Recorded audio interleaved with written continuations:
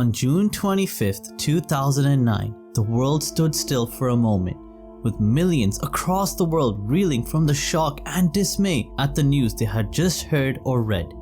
The king of pop, Michael Jackson, was dead.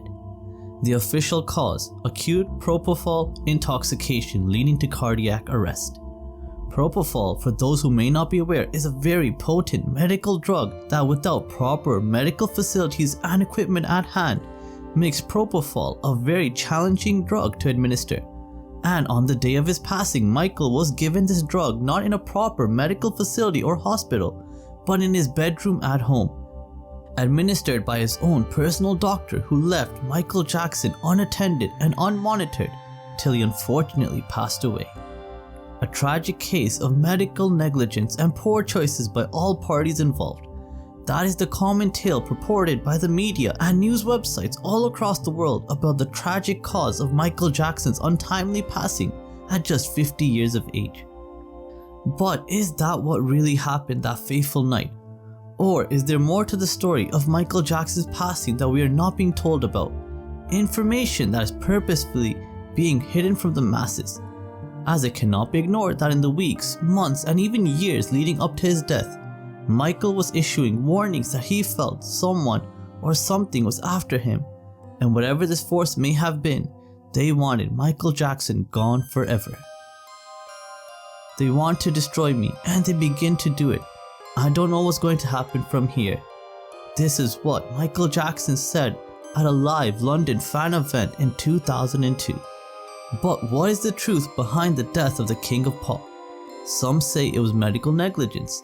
Others whisper conspiracy and deception, while even more believe it may have simply just been the inevitable collapse of a man haunted by fame, trauma, and a body pushed past its limit. In this video, we will explore 4 different theories behind the death of Michael Jackson, from the outlandish to the highly plausible, and try to come to a definitive conclusion as to what may have been the cause of death for this legendary singer. But before we begin, don't forget, if you want to find out more about the controversies and mysteries behind the death of the rich and famous, then subscribe to my channel, Famous and Fallen. So let's start with the official story first. Death by cardiac arrest.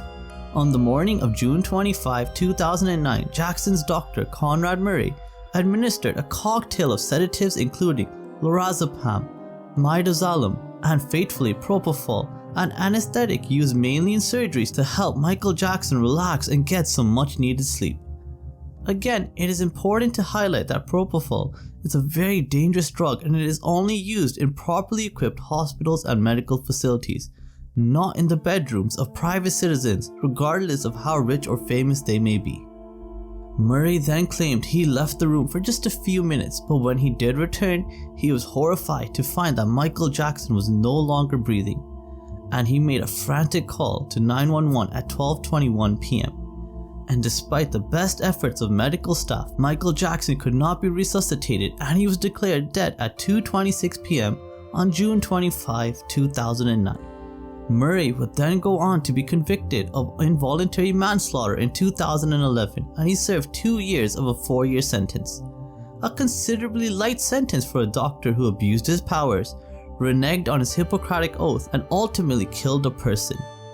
I have seen people get more jail time for possessing a small amount of marijuana or just a minor robbery. This light sentencing led to much criticism of the judicial system, but also to development of many conspiracy theories that stated a powerful external entity had pulled many strings to get Murray a minimal sentence. In an interview with 60 Minutes in 2013, Dr. Conrad Murray said the following: "He had a dependency on sedatives to sleep. I tried to wean him off propofol, but he begged."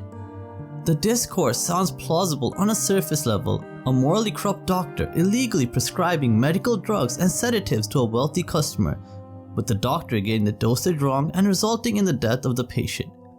However, this explanation has drawn criticism for the fact that there are some discrepancies in the story, such as there being a considerable delay between Murray administering the drugs to Michael Jackson and him making his 911 call, and he also tried to cover the drug misuse initially as well. Was Murray just trying in vain to cover his tracks and protect his own skin? Or was he clearing up evidence so the true culprits behind the death of Michael Jackson could not be caught? Now we get to one of the most popular yet controversial theories on why Michael Jackson didn't simply die but was murdered, and that was because of his music. Let me explain. Michael Jackson wasn't just a gifted singer but an excellent businessman, and he didn't just make hit songs and singles, he owned them as well. And in 1985, Michael Jackson acquired the publishing rights to ATV Music for $47.5 million. And he would later join forces with Sony in 1995 to create Sony ATV, a music publishing behemoth of which Michael Jackson would become a 50% owner of. And his stake in this company will be worth well over $1 billion by the time of Michael's death, as his catalog included hundreds of Beatles songs, as well as songs by Bob Dylan, Elvis Presley, Eminem, Taylor Swift, and many more legendary singers. So it's not difficult to understand why some major corporations or wealthy individuals may have wanted to gain possession of these publishing rights owned by Michael Jackson.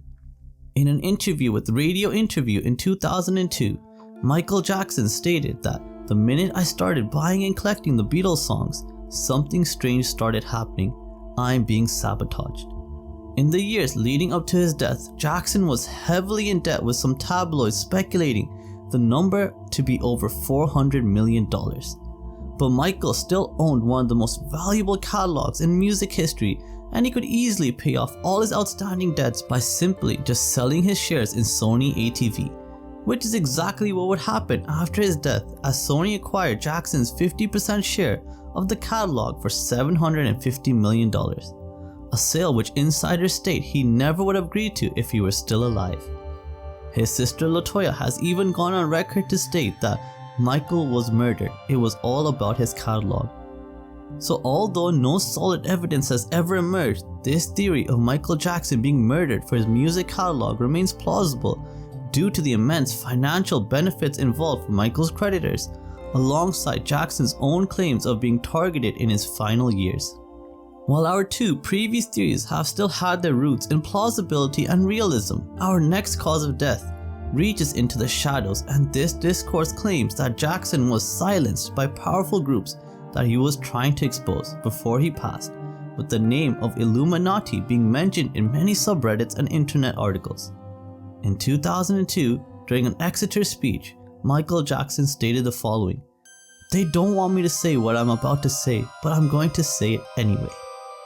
Jackson often hinted in many interviews that he believed forces in the industry were working against him, with some keyboard warriors and armchair conspiracy theorists stating these interviews as signs of a vast conspiracy, one involving media smear campaigns, financial manipulation, and threats.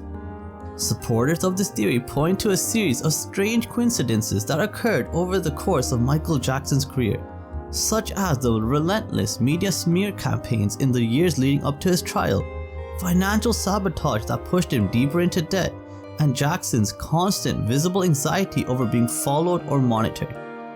They also highlight how Jackson's music often contained anti-establishment themes, from "They Don't Care About Us" to "Tabloid Junkie," and how he increasingly withdrew from public life, possibly out of fear.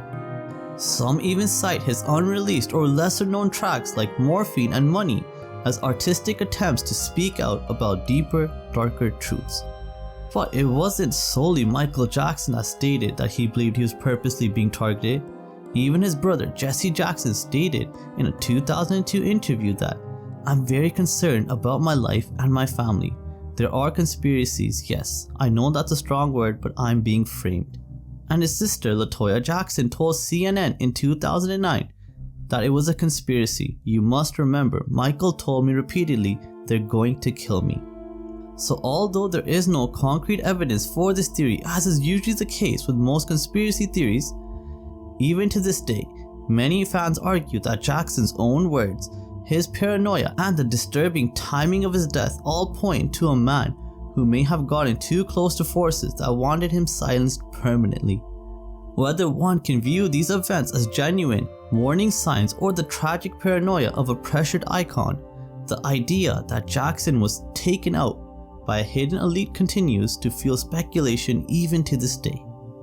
And lastly, there is the most outlandish and least plausible theory that is occasionally purported on the internet, and that is Michael Jackson faked his own death.